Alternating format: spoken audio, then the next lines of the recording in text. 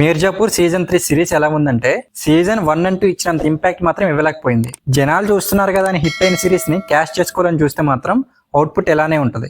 Hello all, welcome to my channel nomadic cinema. Mirzapur series అంటేనే violence and censor dialogues, అన్నిటికీ మించి మున్నాబాయి. కానీ second season ending లో మున్నాబాయిని చంపేస్తారు. సో సీజన్ 3లో ఆడియన్స్ మున్నాబాయిని చాలా మిస్ అయ్యారు, తన యాక్టింగ్ ని, తన డైలాగ్స్ ని.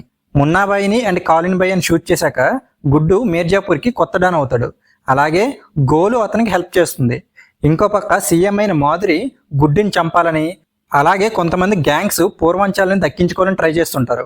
ఈ ప్రాసెస్ లో ఏం జరిగింది, అసలు కాలిన్ బాయ్ ఏమయ్యాడు, కొత్త డాన్ గుడ్డు అందరినీ ఓడించాడా లేదా అనేది సిరీస్ లో చూడాలి.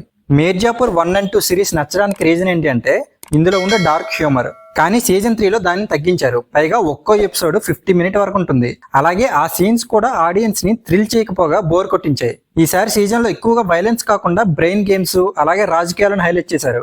కానీ అవి పెద్దగా వర్కౌట్ కాలేదు. నెక్స్ట్ ఏం జరుగుతుంది అనే క్యూరియాసిటీ మిస్ అయింది. అలా అని సీజన్ అంతా బాగాలేదని కాదు, అక్కడక్కడ కొన్ని మంచి సీన్స్ ఉన్నాయి. అలాగే లాస్ట్ 3 episodes చాలా బాగున్నాయి. ఈ సీజన్ లో ఆలీ ఫజర్ స్టార్టింగ్ నుంచి ఎండింగ్ వరకు గుడ్డు బయ్యగా చాలా బాగా యాక్ట్ చేశారు. గోలుగా శ్వేత త్రిపాఠికి ఈ సీజన్ లో ఎక్కువ ఇంపార్టెన్స్ ఇచ్చారు. అలాగే తను కూడా చాలా బాగా యాక్ట్ చేసింది. మోస్ట్ ఇంపార్టెంట్ క్యారెక్టర్ బేనా ఆంటీగా రసిక దుగ్గల్ చాలా బాగా యాక్ట్ చేశారు. ఇంకా ఓవరాల్ గా సిరీస్ గురించి చెప్పాలంటే వైలెన్స్ తక్కువ, లాగ్ ఎక్కువ. మున్నాబాయిని అందరూ మిస్ అవుతారు. దీనివల్ల 1 and 2లో ఉన్న మ్యాజిక్ ని కూడా మిస్ అవుతారు.